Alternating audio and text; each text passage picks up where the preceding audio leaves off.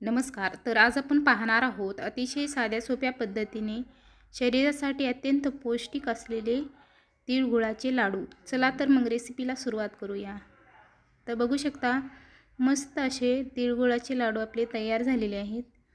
खूप टेस्टी आणि खमंगसुद्धा लागतात आणि एकदम मऊसूत खायला तर आहेत. तर अशा पद्धतीची रेसिपी तुम्ही पण एकदा नक्की ट्राय करून पहा. चला तर मग रेसिपीला सुरुवात करू. तर सर्वात पहिले आपल्याला साहित्य पाहायचं आहे. तर इथे मी 2 वाट्या तीळ घेतलेला आहे, 1 वाटी शेंगदाणे, 2 वाट्या गूळ घेतलेला आहे. जेवढे तीळ घेतलेले आहेत त्याचप्रमाणे आपल्याला गूळ घ्यायचा आहे आणि 2 चमचे तूप घेतलेलं आहे. तर सर्वात पहिले गॅसवरती कढई ठेवलेली आहे. कढई गरम झाली की त्यामध्ये आपल्याला शेंगदाणे खरपूस साल सुटेपर्यंत भाजायचे आहेत. शेंगदाणे भाजून झाले की त्याच कढईमध्ये आपल्याला तीळ टाकायचं आहे. तीळ आपल्याला 2 टप्प्यामध्ये भाजून घ्यायचं आहे. तीळ पण आपल्याला खमंग असे भाजून घ्यायचे आहेत. तीळ फुटायला लागले की समजायचं तीळ मस्त असे भाजून झालेले आहेत. आता तीळ भाजून झालेले आहेत. थंड झालेले शेंगदाण्याचे साल काढून घ्यायचे आहे. तर इथे वाटीच्या साहाय्याने मी त्याचे साल काढून घेतलेले आहेत. त्यानंतर गुळाची चासणी तयार करायची आहे.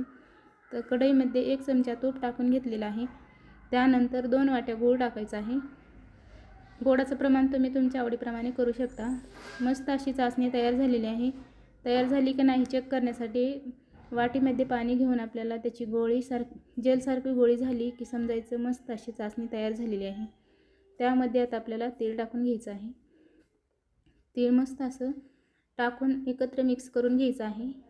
त्यानंतर तीळ मस्त मिक्स करून घेतल्यानंतर त्याच कढईमध्ये आपल्याला शेंगदाणे पण टाकायचे आहेत. शेंगदाणे, तीळ आणि गूळ मस्त एकत्र दोन्ही मिक्स करून घ्यायचं आहे, एकजीव करायचं आहे. त्यानंतरच आपल्याला त्याचे लाडू तयार करायचे आहेत. तर अशा पद्धतीने सर्व मिक्स करून घ्यायचं आहे.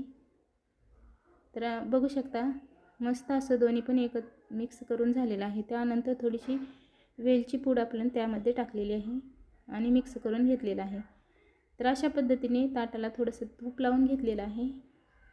त्यानंतर तुम्हाला गोळा कितपत मोठा हवा आहे त्यानुसार तुम्ही लहान मोठ्या आकाराचे गोळे तयार करून घेऊ शकता.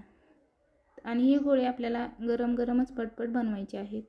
तर अशा पद्धतीने मस्त असे क्रिस्पी आणि कुरकुरीत गोळे तयार झालेले आहेत. अशा पद्धतीचे सर्व गोळे मी तयार करून घेतलेले आहेत. खायला खमंग तर खूपच छान लागतात. तुम्ही पण अशा पद्धतीचे गोळे एकदा नक्की ट्राय करून पहा. रेसिपी आवडली तर लाईक, शेअर आणि सबस्क्राईब करायला विसरू नका. आणि अशा पद्धतीची रेसिपी तुम्ही पण एकदा नक्की ट्राय करून पहा. पूर्ण व्हिडिओ पाहिल्याबद्दल धन्यवाद. पुन्हा भेटूया अशाच एका साध्या आणि सोप्या रेसिपीमध्ये.